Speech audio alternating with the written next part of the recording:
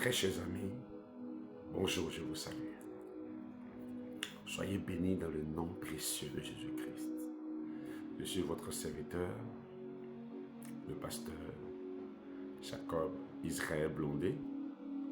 Et ce matin, je viens échanger avec vous concernant un sujet très important dans le corps de Christ, dans l'église du Seigneur, le sujet du divorce, qui est aujourd'hui un sujet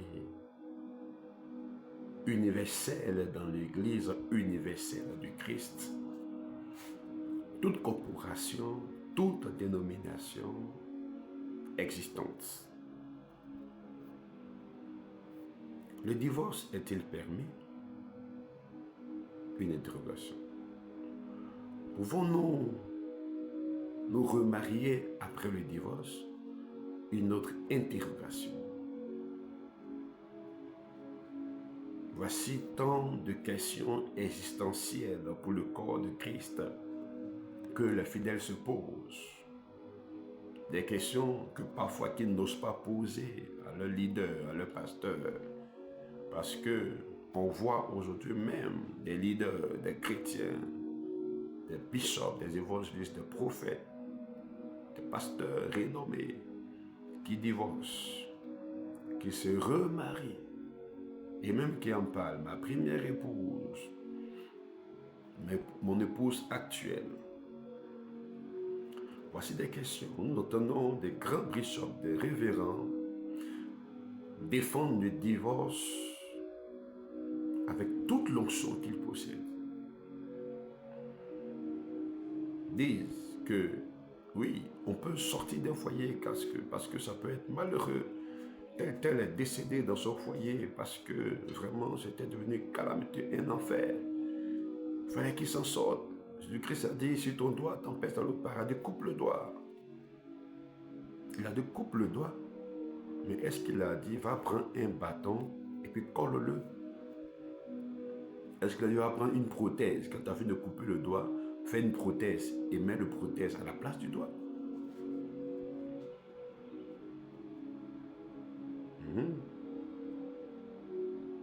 Marc chapitre 10. Jésus-Christ parle du mariage. On lui pose la question. Quel est ton avis sur le sujet du divorce? Il va leur dire clairement, une réponse claire, sans embâche. Que vous a prescrit Moïse? Il n'a pas dit Dieu. Il n'a pas dit Dieu. Que vous a prescrit Moïse? Moïse a permis, il répondit, d'écrire des divorces et de répudier. Christ répond, c'est à cause de la dureté de votre cœur que Moïse vous a fait ce précepte. Votre incrédulité. L'incrédulité est un péché. L'incrédulité conduit le croyant en enfer. Lui fait perdre le ciel. Il dit, c'est à cause de ce péché, votre incrédulité, qui vous a donné ces préceptes, pas Dieu, mais Moïse. C'est la loi de Moïse, ce n'est pas la loi de Dieu. Donc le divorce est la loi de Moïse, ce n'est pas la loi de Dieu. Attention. Il dit, mais au commencement de la création, Dieu fit l'homme et la femme. C'est pourquoi l'homme quittera son père et sa mère et s'attachera à sa femme et les deux deviendront une seule chair. Ils ne sont plus deux, mais une seule chair. Que l'homme, donc, ne sépare pas ce que Dieu a joint. Jésus-Christ, ce que tu dis, c'est compliqué. Il dit, ok, celui qui répudie sa femme et qui en épouse une autre comme un adultère contre sa femme, et la femme qui quitte son mari pour épouser un autre mari, commet un adultère à son égard. Aucun adultère n'ira au ciel, c'est clair. Bon, je ne connais pas le degré de l'amour de Dieu concernant les adultériens. Je ne sais pas ce que Dieu décidera après ta mort. Si tu as adultère, s'il va te faire grâce ou pas, je ne sais pas. Ce qui est vrai, ce qu'il est écrit, les adultères n'iront pas au ciel. Clair. Bien. Donc, qu'est-ce qui est plus important dans ta vie? Le sexe ou le paradis? Le plaisir ou la félicité céleste?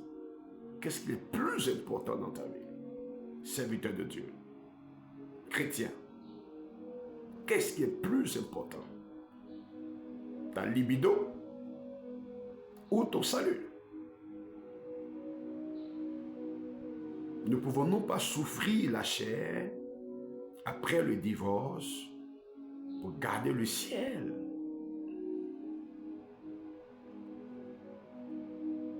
Ne pouvons-nous pas accepter cette souffrance? On peut divorcer pour plusieurs raisons. Il me bat, il me tue, il m'a abandonné, elle me bat, elle me rend la vie impossible, insupportable, je ne peux plus rester dans cet enfer, je m'en vais. Oui, tu peux aller. Mais Jésus dit que si tu épouses un autre homme ou si tu épouses une autre femme, tu commets un adultère. Sauvons notre âme. Sauvons-nous. Le seul divorce que Jésus-Christ a permis, nous sommes l'Église de Jésus-Christ. Chapitre 19 de Matthieu. Versets 8 et 9. Il dit, c'est à cause de la dureté de votre cœur que Moïse vous a permis de répudier vos femmes. Au commencement, il n'était pas ainsi. 9. Mais je vous dis que celui qui répudie sa femme, sauf pour infidélité, et qui en épouse une autre, commet un adultère. Oui. Si ta femme est adultère, tu peux la répudier et épouser une autre femme. Voilà la seule condition du divorce auquel un second mariage est rattaché. Il reste en fait de toi un adultère. C'est pourquoi il parle au verset 12. Il y a des eunuques qui le sont dans le ventre de leur mère. Il y en a qui sont devenus par des hommes, il y en a qui le sont devenus aussi rendus tels eux-mêmes. Alléluia. Que ceux qui comprennent. Cela veut dire que si il est arrivé que tu n'as pas pu supporter les tensions du mariage, accepte de vivre seul, deviens un eunuque. Vis ta vie de célibataire jusqu'à ce que tu retrouves les aptitudes nécessaires, toi et ton épouse, ou toi et ton époux du passé, vous réconciliez, vous retournez encore à la vie conjugale, si vous êtes allé faire former pour constituer une nouvelle famille. Vous avez reçu les aptitudes nécessaires pour aller au réel, parce que comme Paul l'a dit, il dit, mon frère, le mariage est dur, c'est dur. C'est pourquoi je vous dis de rester des eunuques, célibataires, vivre sans femme, ni homme. C'est profitable. Donc si tu n'es pas eunuque de naissance, si l'Église t'a pas demandé de devenir eunuque, toi-même décide de devenir eunuque si tu vois que tu n'arrives pas à vivre avec un homme, ou si tu vois que tu n'arrives pas à vivre une femme, vis célibataire toute ta vie. Toutes les excuses qu'on nous donne dans l'Église aujourd'hui pour promouvoir les divorces ne sont pas de Dieu. Notre salut est primordial. Notre salut est plus important. La chose la plus importante, c'est ton salut. Tu peux payer ton mari, payer ta femme, mais ne paie pas ton salut. Dieu te bénisse et reste focalisé. Reste focus sur ton paradis. Travaille-y chaque jour. Tu es béni. Reçois la grâce et l'Esprit de Dieu au nom de Jésus-Christ. Amen.